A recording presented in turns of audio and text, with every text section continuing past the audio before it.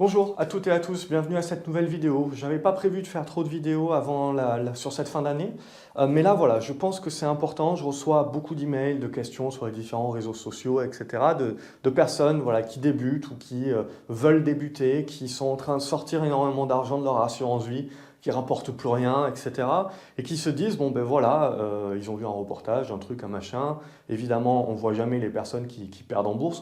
Un journal ne va jamais titrer regardez, cet investisseur a perdu toutes ses économies en bourse. Non, non, ce que l'on va voir, c'est regardez, cet investisseur a fait all-in, a tout investi, a vendu sa maison et a tout investi sur Tesla, sur X, sur Y, et maintenant est multimillionnaire. Bien entendu, c'est toujours pareil, c'est pour vous faire cliquer, c'est pour vous intéresser. Donc il y a deux choses qui marchent, hein, c'est toujours la peur du crack, la peur de perdre évidemment son argent, et puis derrière, l'appel à la cupidité, c'est regardez, vous pouvez devenir riche rapidement, facilement. Bien entendu, si c'était le cas, même si le marché donne l'impression que c'est le cas actuellement, pour moi, ça doit allumer quand même une petite réserve dans votre tête qui est une réserve de prudence. Donc pour moi, ce marché commence à ressembler pas mal à ce qu'on a vu sur fin 2017, même si je me méfie toujours des comparaisons que l'on peut faire de marché. Marché est rarement le même, hein, ça rime, hein, comme disait Twain, mais voilà, on a rarement quand même exactement la même chose. Par contre, on a quand même des éléments que je trouve assez intéressants, c'est-à-dire les taux longs sont en train de rebondir.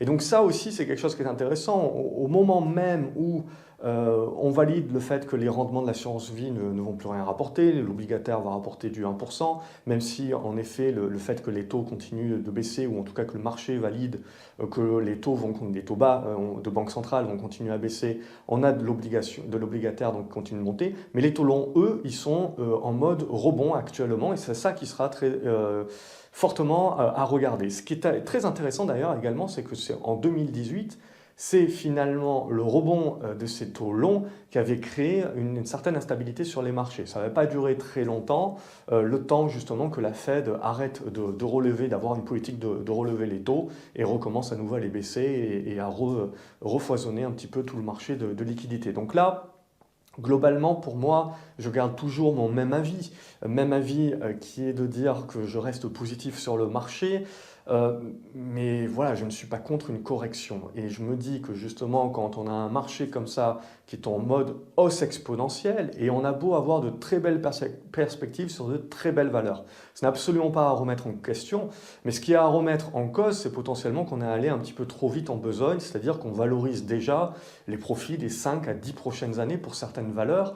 Donc clairement, là aussi, il faudra savoir que le marché aussi peut baisser, pas pour des raisons nécessairement fondamentales, les fondamentaux ne vont pas nécessairement changer dans les 3 mois à venir, mais pour des raisons techniques. Et ça, les raisons techniques, comme je vous l'ai dit, c'est lié à l'offre et la demande. Autant ce qu'on a vu, c'est un afflux de demandes sur une offre qui a été réduite ces dernières semaines, et donc on a vraiment des hausses exponentielles qui sont en train de se mettre en place, autant à un moment donné ou à un autre, on aura des investisseurs qui voudront prendre leurs profits, et en prenant leurs profits, qui feront peur aux derniers entrants, qui auront les mains qui tremblent. Comme je vous l'ai dit, cette correction pour moi sera à voir comme une opportunité, il y aura de très bons rebonds à mettre en place, mais là où je fais cette vidéo, c'est justement pour faire une alerte, me dire entre guillemets attention, danger, pas de parler de crack, mais de parler qu'il va falloir s'attendre quand même à des baisses de 10, 20, 30% sur certaines valeurs, peut-être plus, qui ne remettront pas en cause la tendance de fond, c'est ça qui est important, mais 20-30% de baisse sur des personnes qui viennent de rentrer et qui pensent qu'ils vont devenir riches demain, c'est ça qui peut faire le plus mal. Donc c'est là une question avant tout de timing. Bien entendu, pour le moment, il n'y a pas de signaux baissiers, c'est haussier, on va danser tant que la musique joue, bien entendu, mais c'est une alerte. Pour moi, quand je commence à recevoir beaucoup de messages, beaucoup d'emails, de personnes qui me disent justement qu'ils vont mettre les économies d'une vie ou de grosses parties de leurs économies en bourse et qui veulent justement investir gros parce qu'ils veulent rattraper tout ce qu'ils ont loupé, là, quand je commence à en recevoir un ou deux, c'est normal, mais quand je commence à en recevoir des dizaines comme j'en reçois en ce moment, je me dis quand même, c'est important de tirer la sonnette d'alarme et de dire faites attention. Il y a un temps pour tout en bourse, des opportunités, il y en a eu, il y en a et il y en aura. Et donc c'est clair et net qu'il faut éviter de se précipiter. Plutôt, voilà, être dans l'observation, dans l'attente et commencer à placer votre argent au fur et à mesure, qui plus est si vous débutez et pas tout d'un coup, hein. Il y a des personnes qui m'ont écrit également qui ont eu un héritage récent et qui veulent l'investir complètement en bourse. Bon, là aussi, faites attention à l'argent également qui est lié à des sentiments. Il faut vraiment investir de l'argent qu'on est prêt à perdre en bourse, parce que sinon les émotions vont prendre le dessus. Donc attention par rapport un petit peu à tout ce qui est en train de se passer actuellement. Oui, il y a de très belles hausses, oui, on a l'impression que tous les breakouts, dès que ça casse les résistances, ça part d'un coup en hausse exponentielle, tout à fait. Tout le monde se met en mode suivi de tendance et tout le monde a le FOMO, c'est-à-dire la peur de louper le train. Mais le risque, évidemment, c'est que quand on sait ce qu'on fait, on sait très bien être réactif, réagir, et c'est ça que je dis quelque part pour le marché que je vois, l'avenir du marché pour moi, c'est un marché où il faudra savoir ce que l'on fait, être plus de passivité, on n'aura plus, je pense, la capacité d'être passif et de continuer à récupérer de très beaux rendements. Il faudra avoir cette capacité d'être actif, réactif, savoir ce que l'on fait et être sélectif. Pour moi, ce sera vraiment le maître mot pour 2021. Bien entendu, les aspects pour moi qui rendent le marché positif ne changent pas, mais pour moi, techniquement, on va arriver là dans une période où il faut être quand même prudent. On n'a pas les signaux, encore une fois, comme je vous ai dit, mais quand je vois tous les gens là qui sont en train de rentrer un petit peu en mode c'est super la bourse, on gagne à tous les coups et c'est facile. Quand je vois les journaux, les spécialistes en profiter évidemment pour vendre leur sauce, parce que c'est le bon moment pour cela, là aussi je me dis méfiance un petit peu. Il est important de faire une vidéo pour vous dire la musique joue, on continue de danser, mais quand même faites attention. Il y aura d'autres opportunités. Ne vous précipitez pas actuellement purement sur les marchés là en mode all-in sur quelques valeurs spéculatives.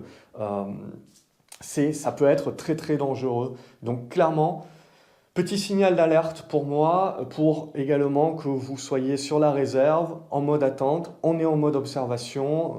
On sait très bien que c'est haussier, mais qu'à un moment donné, quand la correction se mettra en place, il faudra faire attention parce qu'elle pourra être vive. Et elle, pour moi, ça sera un aspect technique, pas un aspect fondamental. Donc c'est clair et net qu'on aura plein de gens qui diront c'est n'importe quoi, ça baisse de 20 ou 30%, les fondamentaux n'ont pas changé. Oui, mais c'est pas n'importe quoi. C'est une relation d'offre et demande. Et à un moment donné ou à un autre, il y aura un élément qui viendra faire peur au marché et il y aura des prises de profit. Et tout simplement, on aura beaucoup de personnes à ce moment-là qui avaient la cupidité de gagner toujours plus et qui là auront peur de voir leur plus-value latente fondre et qui donc vendront de peur justement de voir leur plus-value fondre. Et puis ceux qui sont rentrés en dernier vendront parce qu'ils ont les mains tremblantes et tout de suite ils sont rentrés très gros et très tard, et ils se retrouveront très rapidement en moins-value de manière assez importante, et là, ça sera la douche froide, et ils vendront donc du coup par des abus. Et donc tout ça, mis bout à bout, vous comprenez également comment ce surplus de demandes qu'il y a eu ces dernières semaines peut aussi se transformer en surplus d'offres. Après, bien entendu, je pense que cette correction, si elle devait advenir, sera une très bonne opportunité d'achat. Mais encore une fois, tout est question de timing. Donc petite alerte par rapport à tout ce que je reçois, faites attention, je trouve que le marché ressemble beaucoup, comme je l'ai dit, à fin 2017, ce qu'on pouvait observer fin 2017, début 2018, et on a vu là aussi le marché avait corrigé d'un aspect purement technique. C'est sur la fin de l'année que l'on avait corrigé d'un point de vue plus fonda, plus macro, lié également donc à la remontée des taux des banques centrales, et qui avait donc également lié à la remontée des taux longs qui avait mis un petit peu la pression sur tout ce château, comme on l'a dit dans différentes vidéos d'un point de vue macro, qui a besoin que les banques centrales jouent un petit peu à l'équilibriste encore pendant plusieurs années, avant qu'on puisse potentiellement s'en sortir. Donc là, il y a plusieurs éléments, et on sent bien que le moindre grain de sable un petit peu peut inverser la vapeur. Donc faites attention par rapport à ça. Euh, Prenez le temps de bien définir votre profil, qu'est-ce que vous venez chercher en bourse, avec quel argent, et on ne rentre pas en un coup, on ne rentre pas en une fois, on se fait la main d'abord sur une petite part du capital. Voilà. Petit message d'alerte, j'essaierai, je pense, de faire une autre vidéo plus tard. Je vous souhaite une excellente journée. N'oubliez pas de mettre un pouce en l'air et de partager la vidéo également pour aider certainement d'autres débutants et que le message tourne un petit peu aussi, que c'est peut-être plus le moment d'être un petit peu plus sur la réserve et de prendre le temps d'apprendre, de définir son profil, etc., plutôt que d'essayer de sauter sur tout ce qui bouge. Ça peut faire rapidement mal, surtout voilà, si vous débutez tout de suite maintenant. Petite réserve donc. Excellente journée à vous et n'oubliez pas de vous abonner à la chaîne, comme ça vous ne loupez rien des autres vidéos. Je vous attends de savoir ce que vous en pensez en commentaire également. Et donc, un pouce en l'air, un like, des partages, et je vous dis à la prochaine. Salut les graphes.